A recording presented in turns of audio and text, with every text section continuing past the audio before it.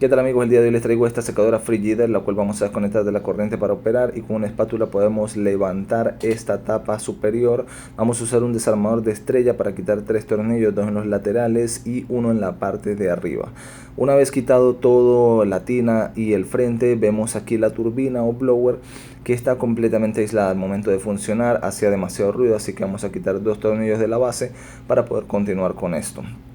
Hecho esto, vamos a quitar la tapa con cortes, con Dremel, porque esto viene remachado, y también vamos a tener que usar un Dremel o cualquier cosa cortante para despedazar esta pieza, porque una vez aislado no sale. Yo usé tijeras, la tijera Stanley, no puede faltar en el bolso de herramienta, y aquí como ven partí todo, así que vamos a usar 2 alicates de presión. Esto sale hacia el lado de aguja del reloj, usando un poquito de fuerza porque la verdad se aprieta bastante.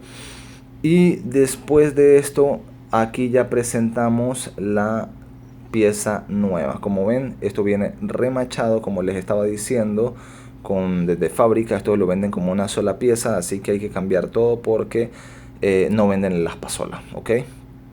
Así que vamos a poner todo esto en su lugar, los 2 tornillos de la base, los 2 tornillos también del termostato, y vamos a ver en la parte de atrás. Y la parte de atrás tiene como especie de una calza, esta calza que se ve de otro color un poquito más amarillento. Esto no viene con el repuesto nuevo, así que mucho cuidado con botarla, dañarla. Y aquí ya tenemos todo armado, así que continuamos con el switch de la puerta, que consta de 2 cables de 2 terminales.